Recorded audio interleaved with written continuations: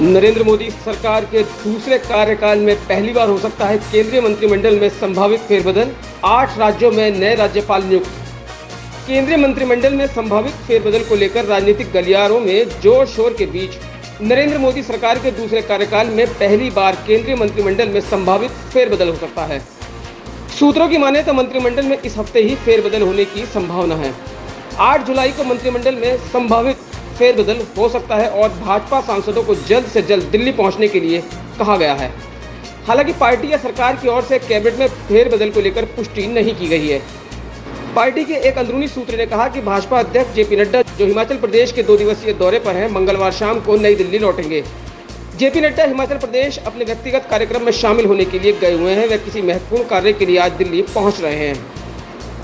सूत्रों ने यह भी खबर दी है कि फेरबदल से पहले प्रधानमंत्री शाम को वरिष्ठ मंत्रियों और पार्टी प्रमुख जेपी नड्डा के साथ बैठक करेंगे। उधर हम आपको ये भी बता दें कि राष्ट्रपति रामनाथ कोविंद ने मध्य प्रदेश और कर्नाटक समेत 8 राज्यों में नए राज्यपालों को नियुक्त किया गया है। इसके तहत केंद्रीय मंत्री थावरचंद गहलोत को कर्नाटक का राज्यपाल बनाया गया है। 25 जुलाई से शुरू होगी कांवड़ यात्रा, मुख्यमंत्री ने दिए दिशा निर्देश। 25 जुलाई से कांवड़ यात्रा शुरू होगी। कांवड़ यात्रा को लेकर उत्तर प्रदेश के मुख्यमंत्री योगी आदित्यनाथ ने अहम दिशा निर्देश दिए हैं। सीएम योगी ने उत्तराखंड, बिहार, उत्तर प्रदेश में जलाभिषेक करने के लिए श्रद्धालुओं के लिए ये आवश्यक दिशा निर्देश दिए हैं। सीएम योगी ने कहा कि पड़ोसी राज्यों से संवाद स्थापित करके कांवड़ यात्रा को सकुशल संपन्न कराया जाए। उन्होंने ये भी कहा कि कोविड काल को ध्यान में रखते हुए कांवड़ यात्रा को सुचारू रूप से चलाया जाए। वहीं कांवड़ यात्रा के संबंध में एडीजी मेरठ जोन राजीव सब्रवाल भी बैठक में शामिल होने के लिए उत्तराखंड गए हुए हैं। बता दें कि इस साल 25 जुलाई से शिव भक्तों की कांवड़ यात्रा शुरू होगी। योगी सरकार हर साल कांवड़ियों के लिए विशेष इंतजाम भी करती आ रही है।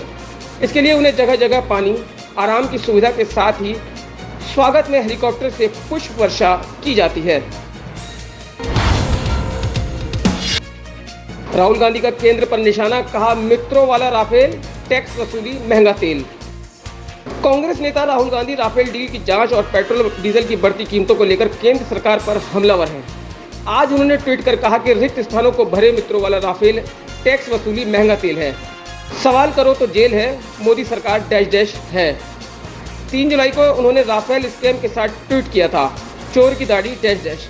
इसके एक दिन बाद उन्होंने ट्विटर पर एक सर्वे करते हुए लोगों के लिए सवाल पोस्ट किया कि मोदी सरकार जेपीसी जांच कराने के लिए आखिर क्यों तैयार नहीं है।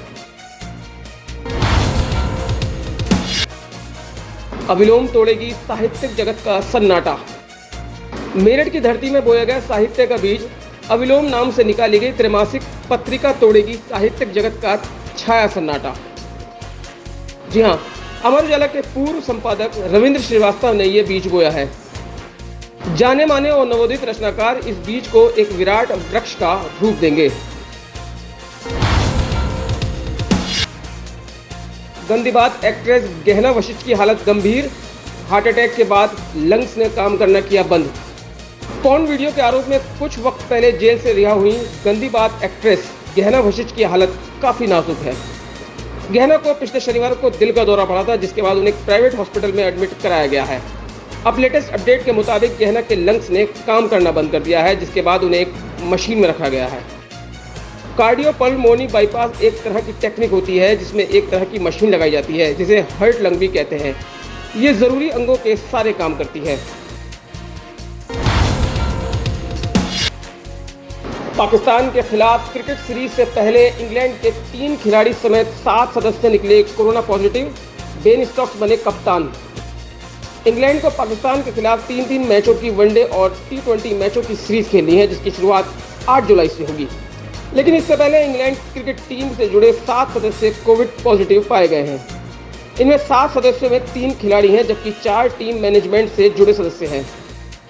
ईसीबी ने साफ किया है कि इंग्लैंड क्रिकेट टीम के 7 सदस्य कोविड पॉजिटिव पाए गए हैं।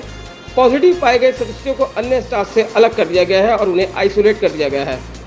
7 सदस्यों के पॉजिटिव निकलने के बाद भी इस क्रिकेट टूर्नामेंट पर कोई असर नहीं पड़ेगा और ये तय समय सीमा के मुताबिक ही खेला जाएगा। ईसीबी ने यह भी कहा कि रॉयल लंदन वनडे सीरीज और विटिलिटी I-20 मैचों की सीरीज खेली जाएगी। वहीं इस क्रिकेट सीरीज के लिए टीम की कप्तानी बेन स्टोक्स को सौंपी गई है।